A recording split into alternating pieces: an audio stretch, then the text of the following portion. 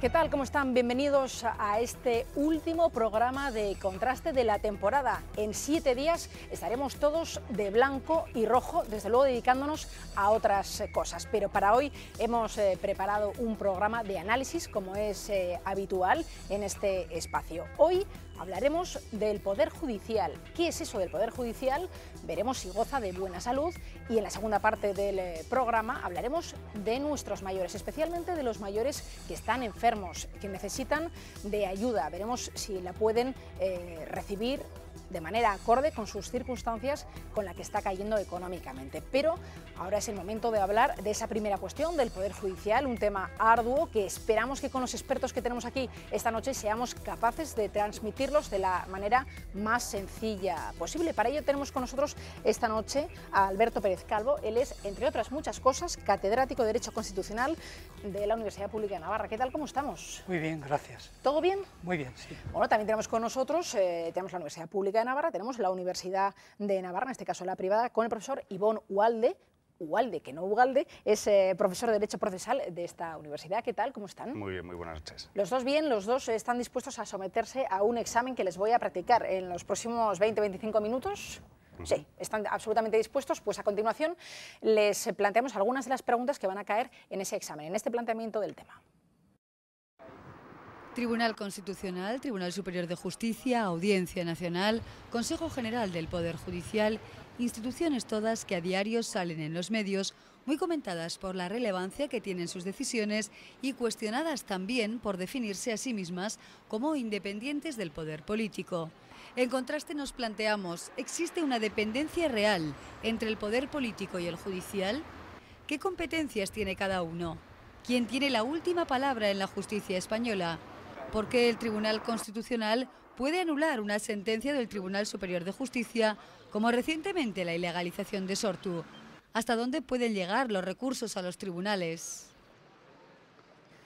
Bueno, pues lo cierto es que cada día en los medios de comunicación tenemos noticias de estas instituciones, del Tribunal Constitucional, del Tribunal Superior de Justicia. Por ejemplo, hoy conocíamos que los dos principales partidos, el Partido Popular y el Partido Socialista, están alcanzando un acuerdo para renovar los órganos constitucionales. Ahí tiene que ver el Tribunal Constitucional.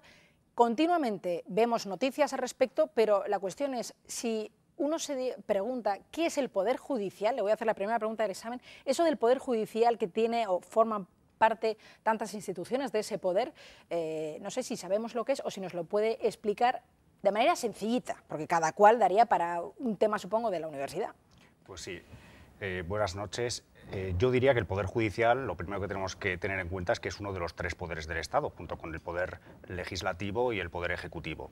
Igual que estos dos otros poderes, la justicia emana del pueblo y se administra por los jueces y magistrados. Pero a diferencia de estos 2 poderes que acabo de mencionar, el Legislativo y el Ejecutivo, el pueblo, los ciudadanos, no participamos en la elección de los jueces y los magistrados. Sí es cierto que la Constitución prevé la participación ciudadana en la administración de justicia y para eso el artículo 125 se refiere a este punto diciendo que participarán en el Tribunal del Jurado. El Tribunal del Jurado es un tribunal especial que no pertenece a la jurisdicción ordinaria y se encarga del enjuiciamiento de determinados delitos. Para eso emite un veredicto y el magistrado presidente del jurado, que es normalmente un magistrado de la Audiencia Provincial, convierte ese veredicto o lo transforma en sentencia. También existen otros tribunales especiales donde participan los ciudadanos, como pueden ser los tribunales consuetudinarios, a los que se refiere también la Constitución, como puede ser, por ejemplo, el Tribunal de Hombres Buenos de Murcia, donde los ciudadanos, los agricultores, se dedican a dirimir conflictos que se suscitan entre regantes. Pero lo cierto es que ese Poder Judicial está compuesto, en principio, por el Tribunal Superior de Justicia, por la Audiencia Nacional, no sé si pinta algo por ahí. Ahí hay muchas partes, y no sé si la gente de a pie, la gente de la calle, tiene claro quién es quién, porque sé que es algo piramidal, sé que el Tribunal Constitucional está por encima de todos, ¿no? De arriba abajo, pero no sé si nos puedes definir brevemente, hacer un pequeño esquema para situarnos. Pues muy bien. En primer lugar, sí que diré que los jueces y magistrados tienen encomendada lo que la Constitución denomina la potestad jurisdiccional, que consiste en juzgar y hacer ejecutar lo juzgado. Juzgar no significa otra cosa más que declarar el derecho, decir la voluntad de la ley en el caso concreto. Si, por ejemplo, yo celebro un contrato con una persona y esa otra persona incumple ese contrato, yo puedo acudir al los tribunales para que se condene a la persona que no ha cumplido a que se me abone, por ejemplo, el precio, si es que no ha abonado el precio. Y con esto se está declarando la voluntad de la ley, porque la ley lo que quiere es que se cumplan los contratos. Y si el condenado en esa sentencia no se aviene a cumplirlo de manera voluntaria, pues podría acudir a un proceso de ejecución, y ahí tenemos la segunda parte de la potestad jurisdiccional, que es hacer ejecutarlo juzgado a base de vencer las resistencias del condenado. Pues bien, dicho esto, sí que dando una visión un poco de lo que usted me pedía en relación a los distintos órdenes jurisdiccionales o la organización jurisdiccional en sentido amplio, hay que decir que existen en España 4 grandes órdenes jurisdiccionales, que son el civil, el penal, el contencioso administrativo y el laboral. Ahí se encardinan la práctica totalidad de los o sea, de todos los problemas que nos podamos encontrar están dentro de esos Bueno, ahí se incardina la 4 más generalidad de los juzgados y tribunales. Hay otros tribunales especiales que a los que quizá nos referiremos con posterioridad, pero por poner un ejemplo, o retomando el ejemplo al que me estaba refiriendo antes, si yo tengo un problema con mi contrato, acudiré a un órgano jurisdiccional del orden civil, y si sobre mi persona se ha cometido un robo, pues acudiré a un órgano jurisdiccional de lo penal. Si, por ejemplo, yo solicito como ciudadano una licencia a un ayuntamiento y se me deniega, pues después de agotar la vía administrativa podré acudir al orden contencioso administrativo, y si, por ejemplo, tengo un contrato laboral, estoy trabajando en una empresa y me despiden, iré a un orden jurisdiccional laboral. Yo creo que los ejemplos están claros. No sé, Alberto, si usted, a su juicio, que tiene años de experiencia, cree que el Poder Judicial goza de buena salud, porque si salimos a la calle y preguntamos, probablemente los ciudadanos no vean al Poder Judicial con los ojos claros, abiertos, con máxima confianza, sino que quizá sospechen un poquillo.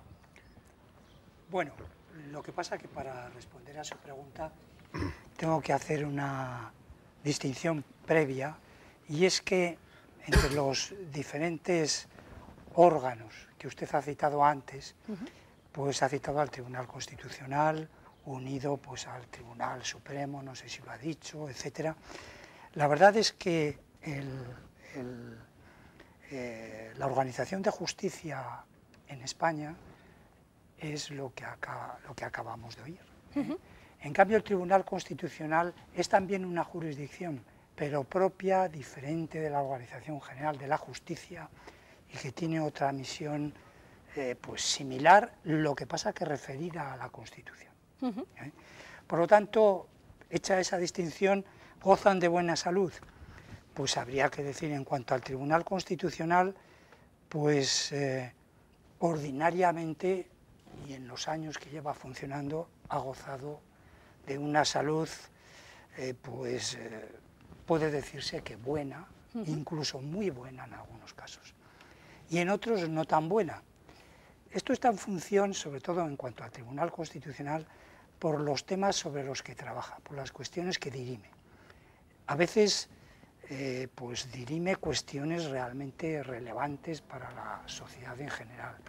Y son las situaciones claves, ¿no? Los problemas claves que están en la Constitución, una Constitución que se ha hecho se escribió hace muchos años, y de alguna manera tiene que flexibilizarse a las circunstancias de hoy, más o menos. No solamente eso, sino porque detrás de una querella ante el Tribunal Constitucional pues hay intereses contrapuestos. Por ejemplo, una determinada ley de extranjería o cualquier otra ley, pues hay detrás algunos que quieren sacar adelante la ley de extranjería y otros que no la quieren sacar adelante, parte de esa ley. Entonces, lo que ha sido lucha política o debate político en el Parlamento se traslada en parte al Tribunal Constitucional. El Tribunal Constitucional no tiene que juzgar con criterios políticos, pero siempre va a haber una tendencia a que veamos, en general, que juzga con criterios. Bueno, teniendo en cuenta que son los políticos los que ponen a esos señores ahí, bueno, en el ya Tribunal podemos hablar de Constitucional. Y después, en cuanto a la justicia ordinaria, de buena salud o mala salud, la verdad es que se dice siempre que en España la justicia es lenta, y creo que lo es, en general, y en ese sentido, pues ahí habría algo que mejorar. Volviendo, si le parece, a esto que hablábamos en el caso del Tribunal Constitucional, que esos jueces están puestos por los partidos políticos, por los principales partidos políticos, nosotros hemos querido salir a la calle y preguntarles a ustedes qué les parece, si el Poder Judicial está influido realmente por el poder político o si de verdad existe esa separación de poderes que todos hemos aprendido en el colegio. Obviamente el poder político tiene mucha influencia en nombrar digamos, al Poder Judicial. Eso pasa aquí en Cafarnaún y no estoy de acuerdo. Pues sí, demasiado. ¿Por qué? ¿Qué pienso? Porque ya demasiada explicación, pues porque está demasiado influenciado, porque los ponen ahí ellos y... Desde luego que sí, tiene toda la razón del mundo, se dejan llevar. Hombre, yo me imagino que sí, ¿no? Sí. No creo que tengamos mucha voz el pueblo, mucho menos ahora. Por más que todos nos podamos manifestar de una manera, ellos hacen lo que quieren siempre. Porque lo veo claro, todo lo que está ocurriendo es por ellos. Así de claro. Es muy difícil determinar porque si el Poder Judicial es nombrado por, digamos, por ejemplo, el Senado o la Cámara, pasaría exactamente lo mismo. Entonces no tengo la solución, si tuviera la solución sería político. Bueno, sí, en verdad, creo que al final si el Poder Judicial está influenciado por el poder político, pues la justicia no termina cumpliendo su labor como debería ser. El sistema no puede ser perfecto, ¿no? Porque si hubiera un sistema alternativo que evidentemente fuera mejor, pues digamos que habría un gran apoyo para implantarlo. Ahí está el problema, ¿no? Encontrar una solución que sea mejor a lo que hay. Así que nada. Va que los políticos es el tema del dinero. Los que manejan el dinero, todos los que lanzan todo el Fondo Monetario, son ellos los que manejan todo el cotarreo, sí. No quiero saber nada de esto porque yo con los años que tengo hemos visto ya muchas cosas y ninguna buena. En cualquier caso no debería ser así, ¿no? Pero, en el caso de influencia no debería ser así. Pero no sé, yo te digo que hace muchísimos años estoy viendo yo lo mismo. Bueno, pues esto es lo que piensa la calle, es lo que piensan parte de la población. Yo creo que es una muestra significativa. Brevemente los profesores, no sé qué les contestan a esta gente de la calle, porque de alguna manera en las facultades se dedican a decir, no, esto es un poder que está separado, que no está influido, pero bueno, lo que se percibe desde luego es otra cosa. Ivonne. Bueno, en primer lugar yo diría que hay una confusión al respecto de lo que es el órgano de gobierno de los jueces, que sí que está, se puede decir que está politizado, porque son precisamente el Congreso y el Senado quienes, el Consejo General del Poder Judicial está compuesto por 20 vocales, por 20 miembros, y 10 los nombra el Congreso y 10 el Senado, y el presidente se nombra por el Pleno en la primera sesión que se constituye. Por tanto, es evidente que el Consejo General del Poder Judicial de algún modo es el trasunto o es el reflejo directo de las mayorías parlamentarias en un momento histórico determinado. Pero desde otro punto de vista, cuando un ciudadano plantea un asunto ante los tribunales, quien va a resolver ese asunto es un juez, un magistrado en concreto. Y el Consejo General del Poder Judicial, no nos olvidemos, no tiene funciones jurisdiccionales, no juzga, no va a resolver el caso concreto de ese ciudadano, sino que simplemente tiene encomendadas labores de gobierno y de preservar la independencia de los jueces. Quien va a resolver es el juez o magistrado concreto ante el que se ha planteado ese asunto y lo resolverá siempre con sumisión a la ley y al derecho, así lo dice el artículo 106 de la Constitución española. Por tanto, no está sujeto a ningún tipo de control político ni de presión. Esa es la visión de uno de los profesores. No sé qué piensa el profesor más veterano. Yo voy a ceñirme al Tribunal Constitucional y aquí no tenemos ese colchón, puesto que el Tribunal Constitucional no tiene por encima un órgano de gobierno. Él es, digámoslo así, el Consejo General y el que juzga al mismo tiempo, ¿no? Y ciertamente el Tribunal Constitucional en España está nombrado por el Congreso de los Diputados, por el Senado, 4 y 4, el Gobierno por 2 y el Consejo General del Poder Judicial por otros 2. Es decir, está nombrado o bien directamente por aquellos que nosotros hemos elegido como ciudadanos, el Parlamento, o bien por el Gobierno o Consejo General del Poder Judicial, que a su vez es elegido por el Parlamento. Pero si lo comparamos con otras soluciones, en Italia, por ejemplo, es el Parlamento quien nombra a todos los magistrados del Tribunal, de la Corte Constitucional italiana. En Alemania prácticamente es como en España, digámoslo así. Pero, por ejemplo, en Estados Unidos, el presidente de los Estados Unidos es quien va nombrando a los jueces a medida que dejan de serlo. La diferencia, claro, ahí es el poder ejecutivo realmente, ¿no? Lo que pasa que en Estados Unidos se les nombra, el nombramiento, el cargo es vitalicio. Y eso puede ser muy importante y quizás en España habría que otear ese horizonte. Bueno, pues nos quedan 5 minutos, esto es así. Entonces voy a hacer una pregunta para ver si conseguimos concretar esto del Poder Judicial en posibles sorpresas que haya tenido el ciudadano medio, ¿no? Como es una pregunta que nos podemos plantear y es ¿por qué el Tribunal Constitucional puede anular una sentencia del Tribunal Superior de Justicia, como recientemente la ilegalización de Sortu? Algo que puede a una persona de a pie sorprenderle. ¿Quién de los dos se atreve a ver? Bien, pues en primer lugar me gustaría hacer una precisión terminológica. Yo entiendo que hay muchos órganos jurisdiccionales y no es lo mismo, por ejemplo, en el ámbito penal hablar de juez de instrucción que de juzgado central de instrucción, aunque la denominación sea parecida. Pues bien, dicho esto, quien emitió o quien tiene la encomienda de ilegalizar un partido político no es un Tribunal Superior de Justicia, que es el máximo órgano jurisdiccional dentro de una comunidad autónoma, sino es el Tribunal Supremo a través de una sala especial. El Tribunal Supremo está compuesto de 5 salas ordinarias y hay una sala especial que se denomina la Sala 61 porque conoce de los asuntos que le atribuye el artículo 61 de la Ley Orgánica del Poder Judicial y es, como digo, quien tiene la encomienda de ilegalizar en su caso, los partidos políticos. Pero el hecho de que un Tribunal Constitucional o el Tribunal Constitucional ilegalice o, perdón, revoque un auto de una sala especial del Tribunal Supremo, pues bueno, esto podía haber ocurrido exactamente con cualquier otra resolución de cualquier otro órgano jurisdiccional. ¿Por qué? Porque el Tribunal Constitucional es el órgano que tiene la encomienda de vigilar la violación de derechos fundamentales. Pero no deja de sorprender, ¿no? O sea, no deja de sorprender.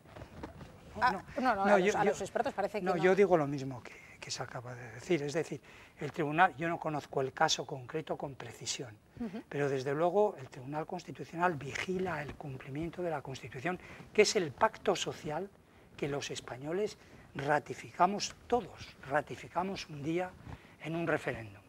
Es la única norma realmente que debe ser cumplida o respetada por todas las demás en la medida en que ha sido aprobada directamente por el pueblo.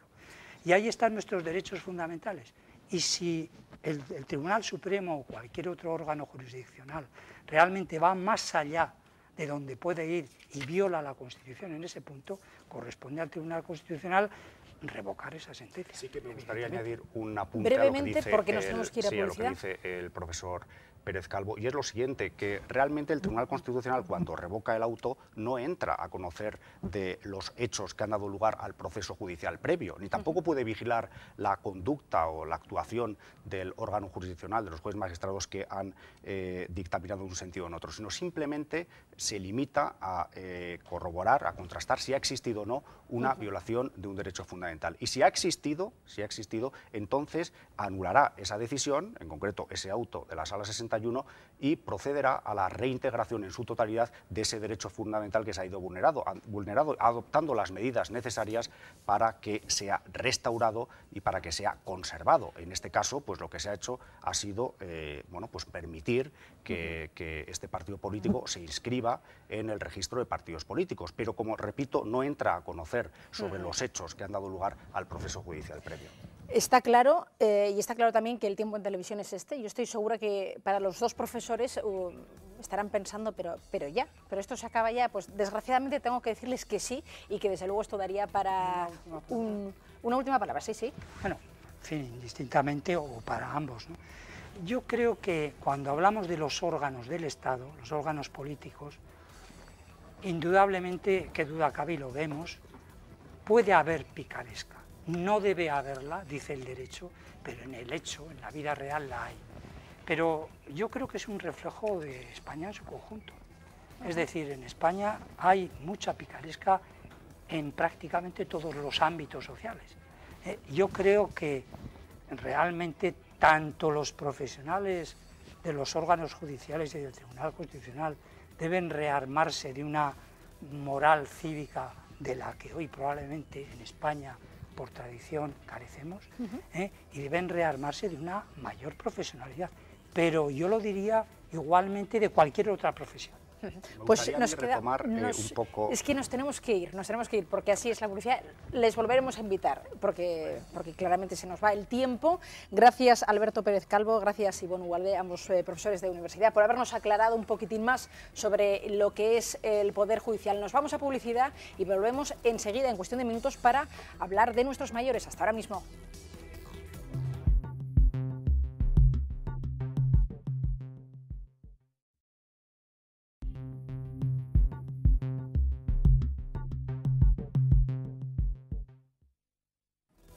Pues continuamos en Contraste, continuamos en este espacio de análisis que les ofrece Navarra Televisión. Es momento en esta noche de hablar de nuestros mayores enfermos, de nuestros mayores dependientes. ¿Qué posibilidades tenemos de ayudarles, especialmente en las familias que ahora mismo estén pasando por un mal momento económico? Vamos a analizar este tema con expertos en la materia, con los que están día a día trabajando en estos asuntos. Uno de ellos es Eduardo Mateo, presidente del Ares de Navarra. ¿Qué tal? Hola, buenas tardes. ¿Todo bien? Todo bien, muy bien. Me alegro. No sé si está también igual de bien Beatriz Lacabe, que es secretaria técnica del Ares de Navarra. Igual.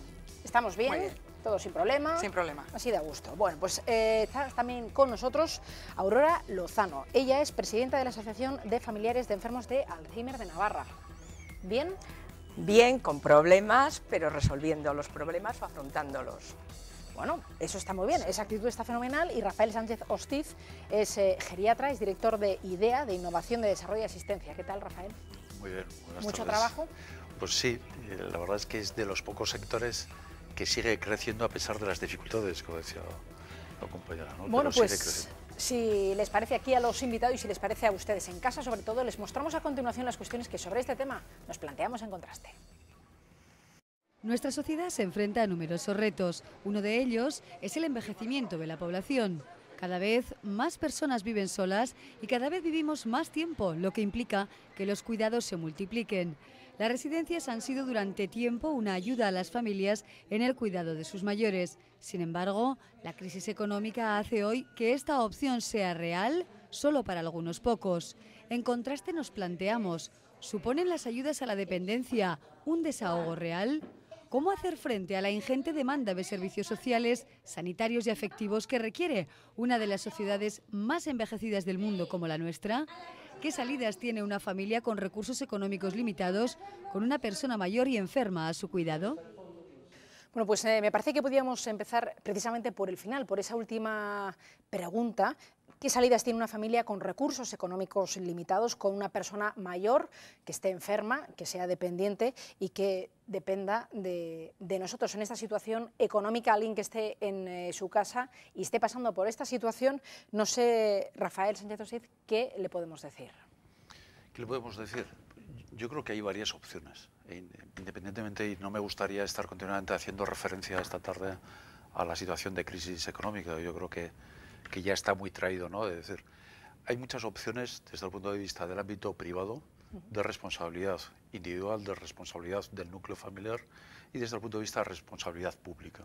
Es decir, yo creo que estamos en una sociedad ahora que frente a situaciones extremas responde.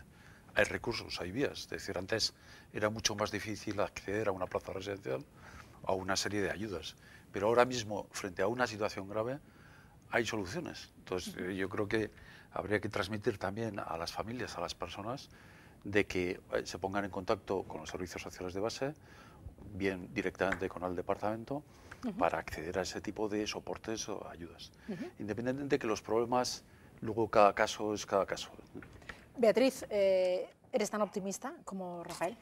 Bueno, sí que es cierto que evidentemente hay ayudas, tenemos una cartera de servicios amplia, en Navarra se están dando muchos recursos, servicios, pero es complicado.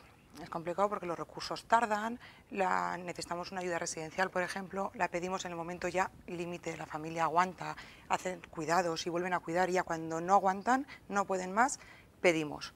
Entonces, claro, tiene unos trámites, tiene unos costes que se dilatan en el tiempo. Yo creo que a veces tenemos el pequeño problema de decir, es que no tengo el recurso ya, pero bueno, ayudas hay, por supuesto, y tenemos una infraestructura importante de residencias, de servicios.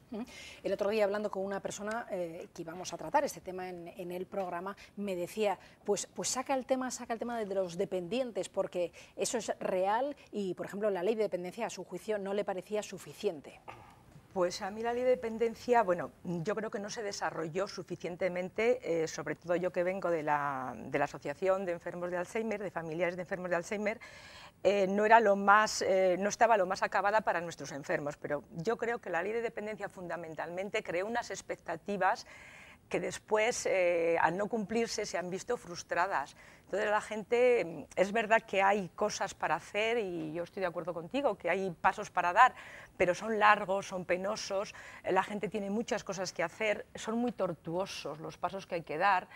Y a mí me parece que hacen falta más ayudas, más ayudas. En este momento, por ejemplo, la gente, tú preguntabas qué puede hacer una familia, sobrevivir, es que no puede hacer otra cosa. Y nosotros tenemos ya muchas familias, o sea, nosotros tenemos enfermos asociados de todo tipo, desde el punto de vista económico, ideológico, de actitudes, es muy plural nuestra asociación.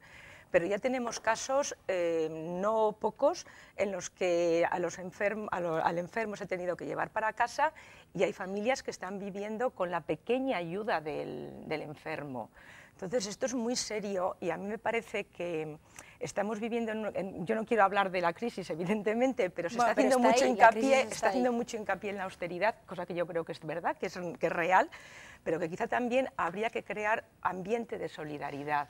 O sea, hacer hincapié no solamente en la austeridad, que es necesaria, sino también en la solidaridad. Se ha presentado una respuesta, están queriendo evitar sacar el tema de la crisis, pero la crisis está ahí. Hay familias, bueno, más o menos, no sé si muchas familias, hay algunos de sus miembros en paro, hay que apoyar a esa persona, igual hay que apoyar a la persona mayor. En esta coyuntura económica que vivimos, ¿hemos reaccionado para ayudar? Además, o sea, ¿alguien se está acordando de los mayores? ¿Alguien está diciendo, oye, pues además de esto, igual hay que apoyar, hay que reforzar? Quizá no sea económicamente, sino también desde el punto de vista de la solidaridad, pero ¿estamos reaccionando? A ver, sí que es cierto que hay prestaciones y que hoy en día a una residencia una persona dependiente tiene el acceso independientemente de los recursos económicos, porque las ayudas van en función de esos recursos.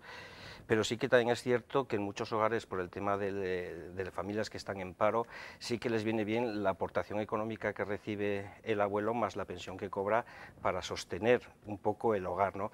Esas situaciones antes no se veían, pero ahora sí que se están percibiendo. Pero una pensión con una ayuda a la dependencia, hombre, hay veces que no da para mantenerle en casa para una persona que esté ahí viviendo con ella, o eso se puede apañar, por ejemplo, con las ayudas, la asistencia a domicilio. No lo sé si es suficiente o no sé cómo lo valoráis.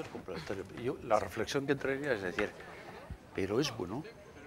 Y yo creo que todos estamos de acuerdo en decir que es bueno que la gente esté en casa, que esté cuidado por la familia. Es decir, habrá que ver qué soportes damos a esas familias cuidadoras. Bueno, no hay que olvidar que es que se habla mucho de residencias, y aunque hay dos representantes muy significativos del sector residencial en Navarra, como es las dos personas de Lares, estamos atendiendo solo el 5% de los mayores de 65 años. Y si partimos que hay más o menos un 25% de personas dependientes, estamos hablando que solo el 5% están en residencias. ¿Esto qué quiere decir? Que el foco, la gente está en casa y envejece en casa. Entonces habrá que ver qué es lo que está pasando en esos domicilios. Habrá que ver, de decir, oye, que el nivel de calidad con una prestación es el adecuado, que las familias estén recibiendo soportes, estén formadas, tengan soportes de ayudas directas, ayudas indirectas, ayudas técnicas, adecuación de hogar, algo que se preveía en la ley de dependencia y que no se ha hecho absolutamente nada. Pero esas aportaciones, esas ayudas, esos apoyos, ¿se están dando hoy por hoy o hay que tirar a alguien de las orejas para que se apoye?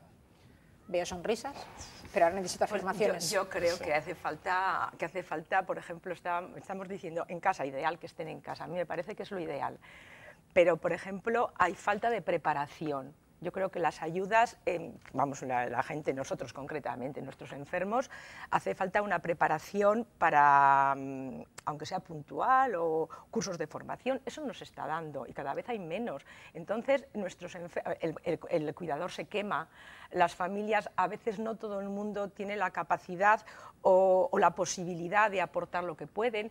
Hay duelos en las familias, me refiero a que se rompen las familias porque no se llegan a acuerdos, y no se llega a acuerdos porque hay dificultades, a veces también hay egoísmo, y también yo ahí tiraría de las orejas también a los familiares que dejan al enfermo solo, yo eso no lo apruebo en absoluto, pero también hace falta ayudas y formación a la gente, y eso no hay recursos para ello. Estoy totalmente de acuerdo que no hay, y algo que se prevé en la ley, pero te encuentras con gente que tira la toalla, y desgraciadamente si estamos aportando o apostando por una sociedad solidaria, como decías tú, es decir, en los cuales nos soportemos, pues las residencias es el recurso especializado y en las cuales tendrá que ir la gente que requiera unos cuidados especializados. Está saliendo el tema de las residencias. Hemos querido salir a la calle y preguntarles a ustedes dónde les parece mejor que estén las personas mayores, porque es cierto que hay veces que uno dice, bueno, que estén en casa, pero también está la idea de que estarán mejor atendidos en la residencia, y ahí parece que hay un conflicto entre que estén mejor atendidos desde el punto de vista médico, y hay un duelo afectivo, ¿no? Es decir, dejarle una residencia. Hemos salido a la calle y les hemos preguntado, lo vemos. Yo creo que mejor en casa. Pues es una cosa que sería para preguntárselo a ellos, a la persona mayor, ¿no? Que eso. Pero no te puedo decir. En algunos casos están mejor en un sitio y mejor en otro. Claro, si no hay quien le cuide, obviamente hay que buscar quien les ayude con el cuidado, ¿no? Pero idealmente creo que más querido y mejor atendido está en casa. Clarísimo, en casa. Porque si ella se puede valer.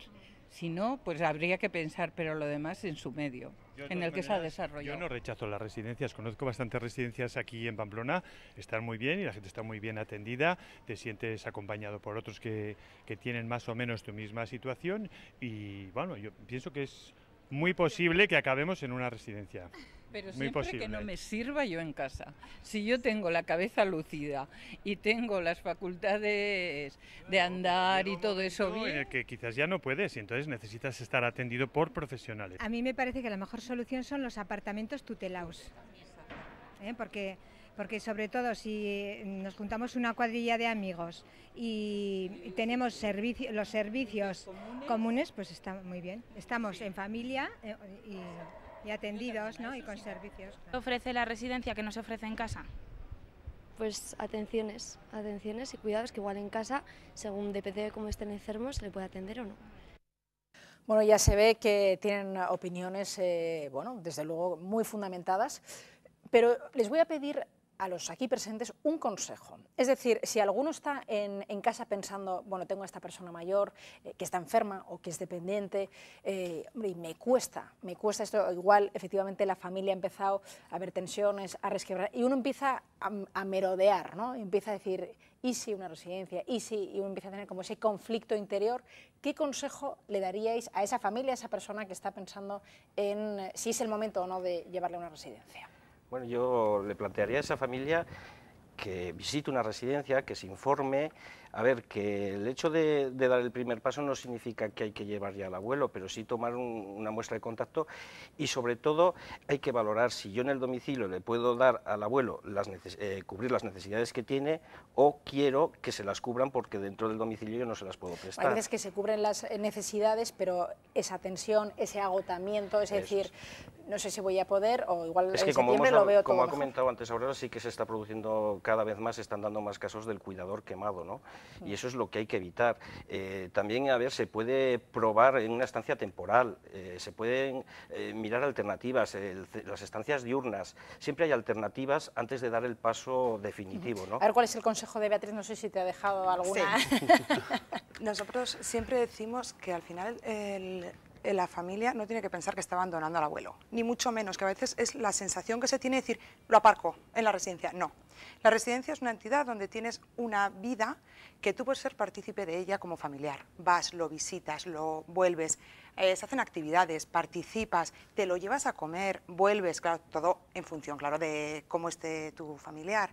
Pero hay que verlo como un recurso que ahí está. Claro, si lo tienes cerca de casa y eso, pues mucho mejor, por supuesto, porque a todos nos gusta estar en nuestro entorno, pero hay que verlo eso, es como un recurso que te está ayudando a que tú, pues, a que tu familiar esté mejor atendido, pero evidentemente sigue siendo tu hijo, sigue siendo tu padre, y tú pues puedes estar en su vida como antes. No sé cómo lo ve Aurora. Pues yo veo que, vamos a ver, los enfermos y los mayores necesitan atención física, necesitan atención médica, pero también necesitan compañía y afecto. Entonces yo creo que mientras se le pueda dar todo en casa, yo soy partidaria de la casa.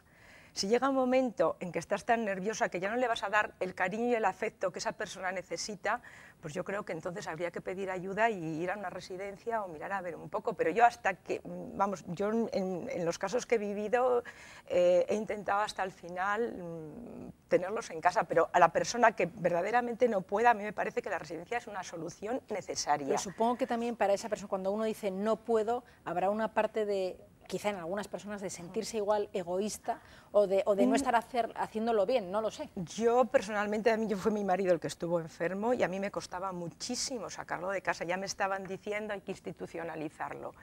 Y yo me resistía porque no me parecía que era, pero no porque fuera a estar ni mejor ni peor, sino porque yo quería estar con él. Entonces sí que hubiera tenido que buscar una residencia donde a mí me dejaran estar, y eso también me parece que es muy importante para la gente que busque la residencia mejor para sus necesidades o para su manera de ser, porque hay residencias que no te dejan estar en la habitación con el enfermo, hay residencias que sí, o sea, hay una gama de residencias muy distinta y depende cómo, yo pienso que eso cada uno depende cómo sea, las necesidades que tenga, las necesidades que pueda tener el enfermo.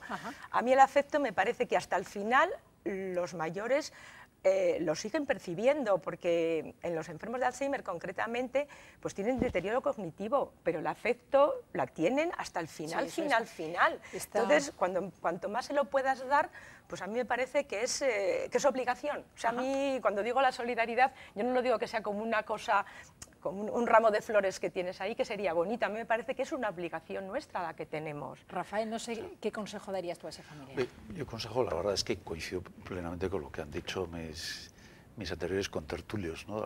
Y yo creo que la clave está en la información. Está en la información. La gente no conoce las residencias. O sea, y tenemos en Navarra uno de los mejores parques de residencias de toda España. Es decir, hay que reconocerlo desde el punto de vista estructural. Que hay mucho recorrido por mejorar, de acuerdo, pero tenemos una situación muy buena desde el punto de vista estructural. Que eso no es lo esencial.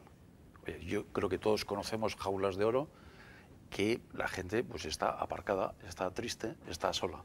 Lo esencial, dentro de lo que es una calidad o aumentar la calidad de vida, lo que estás diciendo, es decir, la cercanía, la afectividad dentro de lo que pueden ser unos estándares de confort, ¿no? Entonces, mi consejo es que se informen, que miren, que se preocupen en conocer los servicios que tienen, los soportes que pueden dar. No hay que olvidar que es uno de los servicios más costosos que hay.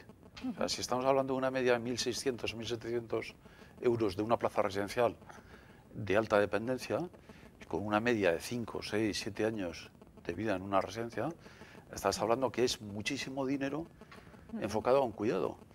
Cualquiera de nosotros, yo el primero que tiene hipoteca con un banco, a la hora de comprarte la casa has hecho mil visitas. A la hora de comprarte un coche has hecho mil visitas. A la hora de ingresar a un familiar en una residencia, viene provocada porque, oye, se ha roto la cadera, le dan de alta a un hospital, hay que ir corriendo, o el cuidador principal tiene que ingresar por una intervención quirúrgica y dice, oye, hay que meter al abuelo, al papá o a la mamá en un sitio y no conocemos y dice, oye, pues me han dicho que está bien y funcionamos de oídas. Eso es lo que no puede ser. ¿Cuál pensáis cada uno desde vuestro punto? No sé si querías decir algo, Beatriz. No, pues sí, un poco a sentir lo que decía él, que hay mucha desinformación y mucho desconocimiento de los centros. Sí que es cierto que los centros cada vez están más abiertos, las familias participan, o sea, se pueden implicar todo lo que quieran en el cuidado cuidado y en la atención que se presta en los centros.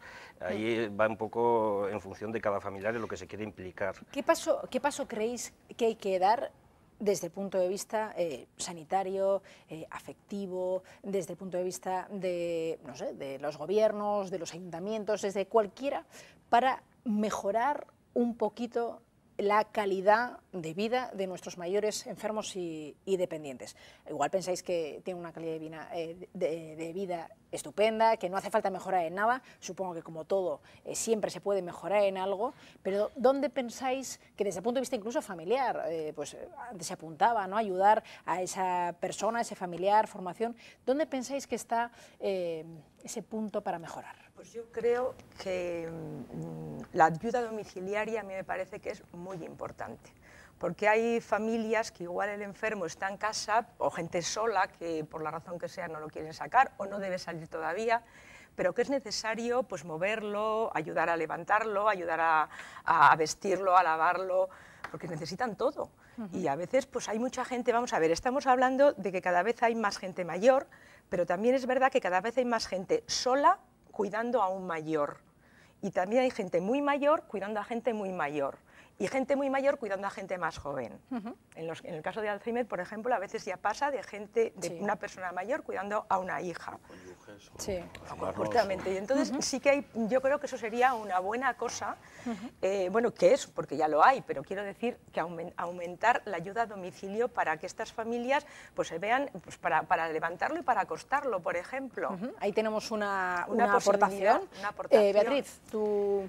Pues tenemos mucho que hacer todavía. Pues al final tenemos la red de residencias que funciona muy bien, hay muchos servicios, muchos centros, pero trabajamos con personas, que eso nunca se nos puede olvidar, y por lo tanto hay mucho que hacer, tanto en la conjunción del espacio sociosanitario, que tanto se habla de él, pues tenemos personas en las que hay que darles atención social, sanitaria, afectiva, que parece que la afectiva no se ve tanto, porque dices, una enfermera o la ves, o la persona que le da de comer, lo ves, pero es que hay un trabajo afectivo intenso, importantísimo que hacer, que claro, que tampoco son los mejores tiempos para meter más profesionales en los centros, porque estamos como estamos.